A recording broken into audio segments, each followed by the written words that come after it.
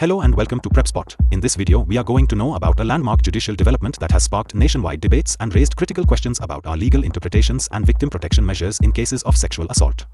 Today, we are delving into the recent ruling by the Allahabad High Court, delivered on 14 March 2025, which controversially stated that grabbing breasts is not attempted rape. This ruling, coming from one of the most respected high courts in India located in Prayagraj, Uttar Pradesh, has sent shockwaves through both legal circles and the general public, igniting discussions about the definitions of rape, the limits of what constitutes an attempt to commit a crime under the Indian Penal Code, and the broader implications for judicial accountability and victim protection. Historically, India has maintained one of the lowest divorce rates and, by extension, strict marital and sexual norms, but our legal framework concerning sexual assault has seen continuous evolution, particularly since the watershed moment of the 2012 Nirbhaya case. The Indian Penal Code, with Section 376 defining rape and Section 511 addressing attempted rape, sets a high threshold by requiring a clear demonstration of intent and a significant step towards the commission of the act. In this case, the court held that the act of grabbing a woman's breasts did not meet the necessary criteria to be classified as an attempted rape under Sections 376 and 511 of the IPC, instead suggesting that such conduct might be more appropriately addressed under Section 354, which deals with acts that outrage a woman's modesty. This ruling is critical because it touches upon the complex interplay between legal technicalities and societal expectations for protecting victims of sexual violence. With over 31,000 rape cases reported in 2023 according to NCRB data, and with many cases of attempted rape also being part of a larger pattern of gender-based violence, the court's decision has stirred a debate about whether our judicial interpretations are keeping pace with evolving societal norms. The public reaction has been intense. On social media, hashtags like Hush Allahabad Court ruling have amassed over 1 million posts, with activists like Kavita Krishnan and legal experts such as Prashant Bhushan vocally criticizing the decision as a dilution of protections for women, while others have argued that the ruling is a necessary clarification of legal definitions that could help avoid frivolous claims. To understand the broader context, it's essential to consider the origins of the legal framework that guides these decisions.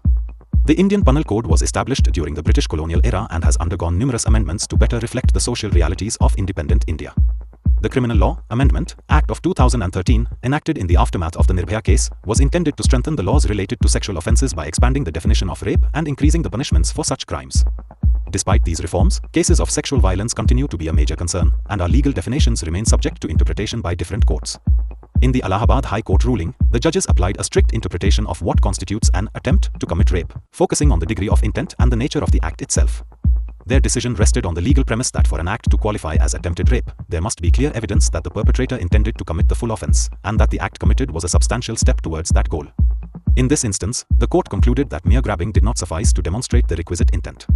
This decision has far-reaching implications for how future cases may be treated. Critics argue that this narrow interpretation could potentially leave a gap in legal protection for victims of sexual harassment and assault, allowing perpetrators to evade harsher charges by categorizing their actions as mere acts of outrage rather than attempted rape. On the other hand, proponents of the ruling contend that it brings much-needed clarity to the law, preventing the misuse of serious charges in cases where the act does not fully meet the legal criteria of attempted rape. The controversy is further amplified by the broader social context. In a country with deeply entrenched patriarchal norms and significant regional variations in the enforcement of gender justice, this ruling could either pave the way for more consistent legal standards or exacerbate existing disparities in how sexual offences are prosecuted. Moreover, the decision has political ramifications. The ruling has sparked protests in several cities, notably in Lucknow, where women's rights groups have organized demonstrations demanding stricter laws and better protection for victims of sexual assault. The protests, numbering in the thousands, reflect a deep-seated frustration among civil society and legal reform advocates who believe that the judiciary should take a more proactive stance in safeguarding women's rights. At the same time, political parties have seized upon the ruling to either criticize or support the current judicial approach, with some arguing that the decision undermines the reforms initiated after the Nirbhaya incident and could discourage victims from coming forward. From a technical perspective, the ruling has raised important questions about judicial interpretation and the role of precedent. The Allahabad High Court's decision draws on earlier judgments, including a notable case in Bombay in 2017, where a similar incident resulted in a ruling that touched upon the boundaries of what constitutes sexual assault versus an act of outrage. Legal experts are now scrutinizing whether the court has effectively balanced the need for clear legal definitions with the imperative to protect individual rights. The debate also encompasses the processes of judicial training and the need for a more nuanced understanding of evolving social norms within the legal community. With ongoing discussions about potential judicial reforms and new training programs to address gender-based violence, this ruling could serve as a catalyst for broader changes in the legal system. Furthermore, the ruling has ignited discussions on the role of media and public opinion in shaping judicial outcomes. In today's digital age, with platforms like X and other social media networks playing a crucial role in disseminating information, the court's decision has been both lauded and vilified in real time. Influential voices in the legal community, such as Prashant Bhushan, have taken to social media to call for a review of the ruling, arguing that it sets a dangerous precedent by narrowing the scope of what can be legally considered as an attempt to commit rape. Conversely, some legal scholars argue that the decision is a necessary step towards preventing the overextension of severe criminal charges in cases where the evidence of intent is ambiguous. In examining the broader impact, we must also consider the economic and social dimensions. India's judicial system, already burdened with a significant number of pending cases, faces the challenge of ensuring that its rulings not only uphold the law but also reflect the evolving values of society. With sexual violence being a persistent issue, the efficiency and sensitivity of the judicial process are paramount. The current ruling, while controversial, highlights the ongoing need for a robust mechanism that can adapt to the complexities of modern society while protecting vulnerable populations. It also underscores the potential need for legislative action to clarify the definitions of attempted rape and related offences, which could eventually lead to amendments in the Indian Penal Code. Such amendments would aim to harmonize legal interpretations across different courts and ensure that the law keeps pace with societal changes. From an educational standpoint, this ruling is a critical case study for competitive exam aspirants, particularly those studying law, public policy, and gender studies. It illustrates the dynamic interplay between legal definitions, judicial interpretation, and societal values. Aspirants need to understand not just the legal provisions of the IPC but also how these provisions are applied in real-world scenarios. The debates surrounding the ruling offer insights into the challenges of judicial reform and the importance of having a responsive legal system that can address both the letter and the spirit of the law. Looking at the historical context, the evolution of sexual assault laws in India has been marked by significant milestones. The Nirbhaya case in 2012 was a turning point that led to widespread legal reforms, including the Criminal Law Amendment Act 2013, which was intended to provide stronger protections for women. However, despite these reforms, challenges remain in the enforcement of these laws and the consistency of judicial interpretations across various jurisdictions. The Allahabad High Court's recent decision, therefore, must be seen against this backdrop of ongoing legal and social reforms, where the quest for justice is continually balanced against the constraints of established legal frameworks.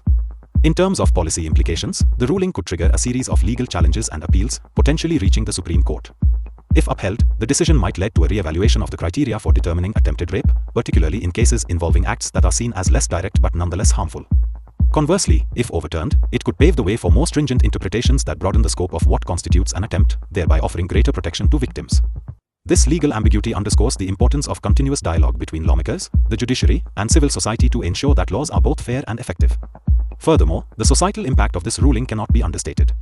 In a country like India, where traditional values and modern legal principles often collide, this decision has the potential to reshape public perceptions of sexual violence and justice. For many, the ruling is seen as a setback for women's rights, while others argue that it provides much-needed clarity to the law.